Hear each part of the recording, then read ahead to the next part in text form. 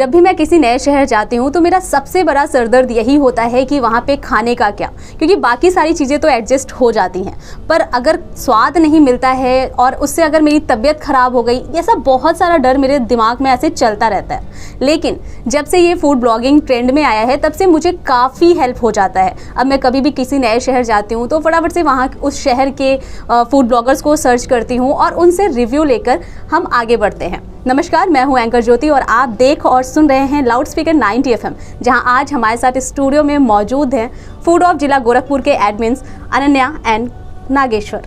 तो अनन्या एंड नागेश्वर, आपका हमारे स्टूडियो में बहुत स्वागत है। Thank you. कैसा लग रहा है यहाँ पे आके? बहुत अच्छा लग रहा है, एक्साइटमेंट भी हो रहा है काफ़ी। एक्साइटमेंट हो रहा है। तो सबसे पहले तो आप लोग हमें अपने बारे में कुछ बताइए कि आप लोग क्या काम करते हैं, कहाँ से हैं, आपका फैमिली बैकग्राउंड क्या है, प्लीज़ कुछ बताएं। ओके। तो बेसिकली मैं गोरखपुर की रहने वाली हूँ और मेरी फैमिली में बस मेरे मम्मी पापा हैं, मेरे कोई भाई बहन नहीं है। और मैं as a HR executive job करती हूँ MNC में, एंड साथ ही में हम लोग अपना पैशन भी फॉलो कर रहे हैं, अपना फूड ब्लॉगिंग भी करते रहते हैं साथ ही साथ। मैं भी गोरखपुर से ही हूँ और मेरी एजुकेशन भी यहीं से हुई है। उसके साथ मैं एज अ अकाउंटेंट मैं MNC में जॉब भी कर रहा हूँ। उसके साथ साथ ही ब्लॉगिंग भी मेरा चलता है पार्ट टाइम में, कह सकते हैं। ओके। तो अगर आप लोग फूड ब्लॉगिंग कर रहे हैं तो सबसे पहले तो मुझे ये बताइए कि ये फूड ब्लॉगिंग होता क्या है, आम भाषा में हमें थोड़ा समझाइए। Sure. So basically food blogging ये है कि जैसे आप कहीं आपके आसपास जो भी खाने वाली चीज़ें हैं वो लाइक कोई स्ट्रीट फूड है, रेस्टोरेंट है, कैफ़े है, जो भी आपके आसपास खाने वाली चीज़ें हैं, आप उसको किस तरह से कैमरे में प्रेजेंट कर रहे हैं, उसका रिव्यू करना, उसकी टेस्टिंग बताना, लोगों को बताना कि इसका टेस्ट कैसा है, इसकी प्राइस कैसी है, आपको कहाँ मिल जाएगा, ओवरऑल उसके बारे में एक जानकारी देना और उसको आप अपने प्लेटफॉर्म पे फिर उसको दिखा रहे हैं, आपका जो भी प्रोफाइल है, इसी को फूड ब्लॉगिंग कहते हैं। बेसिकली अपने शहर के जितने तरह तरह के व्यंजन्स हैं, वैरायटीज़ हैं, जो कि बाकी शहरों में जो फेमस नाम से जाने जाते हैं, बाकी फिर हमारे शहर में ऐसा नहीं था कि लोग देख सकें घर में बैठे बैठे कि हाँ हमारे शहर में क्या नई चीज़ें दिखा रही हैं या क्या फेमस चीज़ें, तो उनको हम बेसिकली कवर करते हैं और लोगों तक पहुँचाते हैं। सो हम लोग भी अगर कहीं जाते हैं फूड ब्लॉग्स वगैरह बनाने, तो इस चीज़ का ध्यान देते हैं कि अगर जहाँ भी जा रहे हैं वो ढंग की जगह रहे, और अगर हम उस जगह को किसी को दिखा रहे हैं तो अगले को वहाँ जाके ये ना लगे कि यार हमारा पैसा वहाँ बर्बाद हो गया, हम इसकी रिकमेंडेशन पे वहाँ पे गए।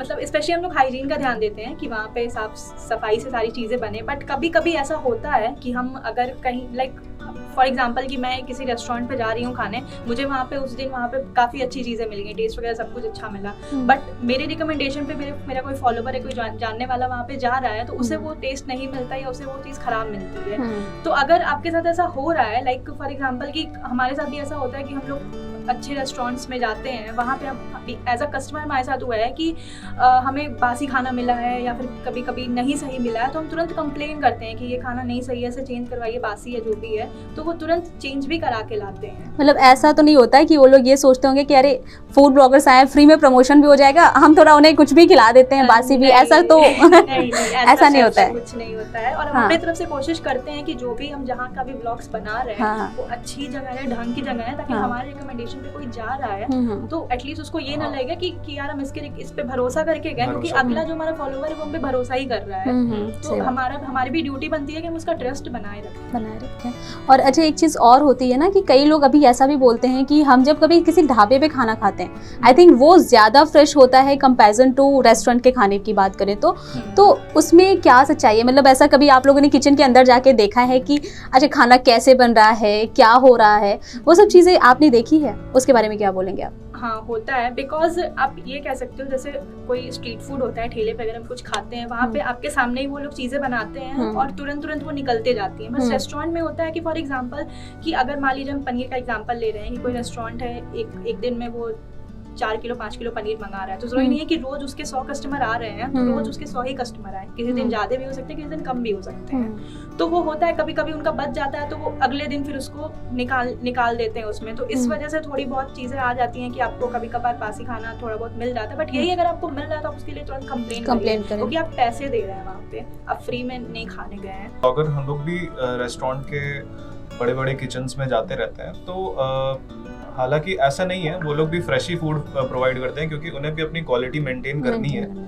तो हाँ, क्वालिटी से मुझे नहीं लगता कोई भी रेस्टोरेंट या कोई भी फूड चेन वाला अपनी क्वालिटी से कॉम्प्रोमाइज़ करता है। बट हाँ, कभी कभी ऐसा होता है कि जो ढाबा होता है उनके पास जो भी होता है माल, वो जो बनाते हैं वो तुरंत निकल जाता है, मतलब एक दिन में निकल जाता है। लेकिन रेस्टोरेंट्स का क्या होता है, उनके पास बड़ी बड़ी डीप फ्रीजर्स होती हैं, तो वो थोड़ा सा फ्रोज़न रखते हैं सामान ताकि हमारे ऑर्डर वो जल्दी दे सके अपने कस्टमर्स को। तो वो चीज़ थोड़ी सी होती है, लेकिन मुझे नहीं लगता, मतलब मेंटेन करके चलते हैं सारे।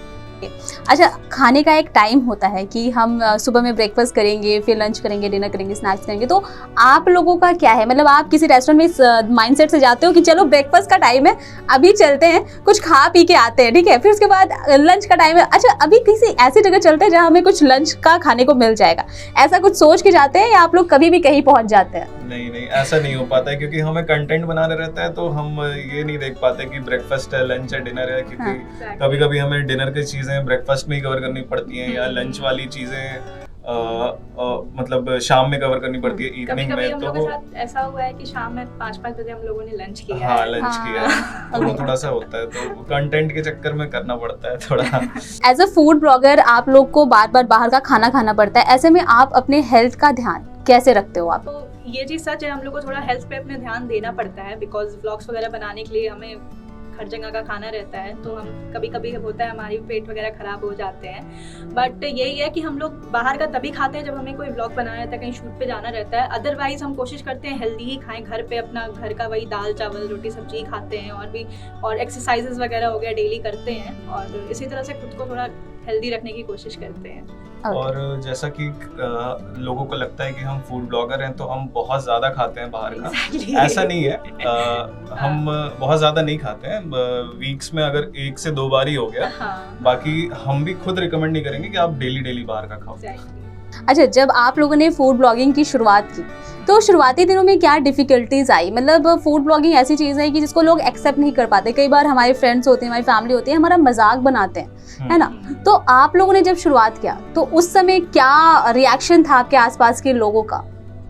हाँ, स्टार्टिंग में तो फ्रेंड्स हो गए या फैमिली हो गए तो उन्होंने वही कहते थे कि क्या ही कर रहे हो यार, ये कितना बाहर का खाओगे, बीमार पड़ जाओगे, ऐसे हो जाएगा, पेट में प्रॉब्लम्स हो जाएंगी आगे चल के। लेकिन जब उन्होंने देखा कि हाँ धीरे धीरे हमें रिस्पांस मिल रहा है और चीज़ें अच्छी हो रही हैं, लोग हमें जानने लगे हैं, तो फिर धीरे धीरे वो भी सपोर्टिव हो गए। तो हाँ, मतलब उनका रिएक्शन एकदम पलट गया। आप इतना से बोल सकते हो। तो फिर वो बोलते होंगे यार हमें भी कुछ फ्री का खिला दो ना। वो चीजें होती है ना, ऐसे लोगों का रिएक्शन आप लोग के साथ होता होगा कि कभी हमें भी ले चलो। सो अनन्या नागेश्वर, हमें ये बताइए कि अभी जो हमारी यूथ है वो भी इन्फ्लुएंसर बनना चाहती है, ठीक है, वो भी फूड ब्लॉगिंग करना चाहती है, तो अगर वो शुरुआत करना चाहते हैं, उनको नहीं समझ में आता कि हम कैसे शुरू करें, तो ऐसे में आप लोग उन्हें क्या एडवाइस दोगे? सिंपल है यार, बस जिस चीज़ में आपका इंटरेस्ट है या आपका जो भी पैशन है, जिस चीज़ में भी मन लग रहा है, तो आपके पास तो इस टाइम तो काफ़ी अच्छे प्लेटफॉर्म हो गए हैं, यूट्यूब हो गया है, इंस्टाग्राम हो गई है, फेसबुक हो गई है, तो आप उस पर अपना स्टार्ट करो यार। आपके पास कोई ज़रूरी नहीं है कि आईफोन होना चाहिए या कोई अच्छा फ़ोन होना चाहिए, आपके पास जो भी डिवाइस है बस शुरू करो। आपका अगर पैशन है तो आप ज़रूर, लोग आपको जानेंगे और आपको ज़रूर उस चीज़ में सक्सेस मिलेगी। और ये भी चीज़ है कि लोगों को लगता है कि आप फूड ब्लॉगिंग कर रहे हो, मतलब फूड ब्लॉगिंग नहीं, आप कुछ भी बना रहे हो, कंटेंट क्रिएटर हो, इन्फ्लुएंसर हो, तो ये कोई आपके स्किल्स नहीं है, बिकॉज वीडियो किस तरह से बनाना है, उसको कैसे प्रेजेंट करना है, कैसे एडिटिंग करनी है, सब एक स्किल्स ही, स्किल है, छोटी मोटी स्किल्स नहीं है। मेहनत काफ़ी टाइम लगता है कहीं जाना, फूड ब्लॉगिंग करना, फिर उसके बाद हमें कई बार वॉइस ओवर करना पड़ता है, फिर वीडियो एडिटिंग करना पड़ता है, फिर हमें उसे प्रेजेंट करना पड़ता है, लोगों के रिस्पॉन्स का वेट करना पड़ता है, कितना कुछ होता है। अच्छा रिस्पॉन्स आया तो ठीक है, हम मोटिवेटेड फील करते हैं, पूरा रिस्पॉन्स आया तो हमें थोड़ा बुरा लगता है। बाय द वे, आप लोग जब ऐसे, आप लोग के कई वीडियोस पे अच्छे रिस्पॉन्स नहीं आते, आपने काफ़ी मेहनत की होती है उस वीडियो के पीछे, तो उस वक्त क्या फील होता है? आप कैसे खुद को मोटिवेट करते हो आप लोग? कुछ नहीं, बस देखते हैं कि क्या गलतियां हैं और क्या लोग देखना चाहते हैं, क्या लोगों का टेस्ट है, क्योंकि हमारी जो ऑडियंस होती है ना, उनका जैसे आज के टाइम में आप देखोगे कि 10 दिन में गाने पुराने हो जाते हैं, कोई भी गाने रिलीज होंगे 10 दिन में पुराने हो जाते हैं, पुराने वाले टाइमिंग चली गई। तो आज के टाइम में जो ये स्क्रॉल वाला जो आ गया है ना ट्रेंड, तो इसमें बहुत ज्यादा ध्यान देना पड़ता है कि लोगों का इस टाइम ट्रेंड क्या चल रहा है, टेस्ट क्या चल रहा है, तो उस हिसाब से बनाना पड़ता है। और कभी हम लोग की व्यूज कम आती है या क्या होती है, तो उससे हम लोग थोड़ा सा मतलब उससे सीख लेते हैं, मोटिवेट होते हैं, मोटिवेशन लेते हैं, उसके बाद फिर नेक्स्ट वीडियो पे और काम करते हैं। ओके, अच्छा आपने ये तो बता दिया कि अगर आपको फूड ब्लॉगर बनना है तो आप कैसे बने, कुछ भी करके आप ट्राई करो एटलीस्ट। बट लोगों का ये सवाल होता है कि जो फूड ब्लॉगर्स होते हैं उनका इनकम क्या होता है, तो आप फूड ब्लॉगिंग से आपकी क्या अर्निंग हो जाती है, प्लीज हमें, हमारे व्यूअर्स, हमारे लिसनर्स को बताएं। तो बेसिकली इतनी अर्निंग हो जाती है कि जैसे जो हम उस पर अपना टाइम दे रहे हैं, जो मेहनत कर रहे हैं, वो उतना वर्थ रहता है। लगता है कि हाँ यार, अगर जो हम जितना टाइम दे रहे हैं वो उसके वर्थ है, सेटिस्फाइड रहते हैं उतनी अर्निंग से, इतनी हो जाती है। मतलब अगर आपको लगता है कि अगर आपने जॉब छोड़ दिया तो फूड ब्लॉगिंग से आपका खर्चा चल जाएगा, ऐसा? मतलब आपको ट्राई करना चाहिए, अच्छी अर्निंग है। ओके, जैसे कि फूड जो ब्लॉगिंग है उसका काफ़ी ट्रेंड है, ठीक है, तो आगे फ्यूचर में, अभी तो प्रेजेंट में काफ़ी अच्छा रिस्पॉन्स है, फ्यूचर में उसका कैसा रिस्पॉन्स रहेगा, क्या स्कोप रहेगा उसमें लोगों का? इसका स्कोप मुझे लगता है कि और अच्छा ही होने वाला है आगे वाले टाइम में, क्योंकि आप बाकी कंटेंट्स देखोगे तो एक टाइम पे वो पुराने हो जाते हैं, लेकिन मुझे नहीं लगता खाने का कंटेंट कभी खत्म होने वाला है। तो ये थोड़ा सा सेफ साइड भी है हम लोग का कि इसका फ्यूचर तो बहुत है, और हम लोग और मेहनत करेंगे अपने शहर को और अच्छा दिखाने के लिए। तो यस, मतलब जब भी कोई गोरखपुर आएगा एटलीस्ट वो फूड ऑफ जिला गोरखपुर को सर्च करेगा, वो ढूंढेगा कि यहाँ पे क्या अच्छा मिलता है खाने को, कहाँ उनको साउथ इंडियन मिलेगा, चाइनीज़ मिलेगा, स्ट्रीट फूड कहाँ का अच्छा है, तो वो इनको सर्च करके आराम से जा सकते हैं। तो भाई इनका फ्यूचर तो अच्छा है, आप भी ट्राई कीजिए, आपका फ्यूचर भी डेफिनेटली अच्छा होगा। ओके, तो ये थे हमारे साथ फूड ऑफ जिला गोरखपुर के एडमिन्स अनन्या एंड नागेश्वर, जिन्हें आपने आज सुना और देखा, साथ ही आपने काफ़ी कुछ सीखा होगा इनसे, आई एम श्योर। तो ऐसे ही सुनते और देखते रहिए लाउड स्पीकर 90 FM, बजाओ बजाओ जरा झूम के बजाओ।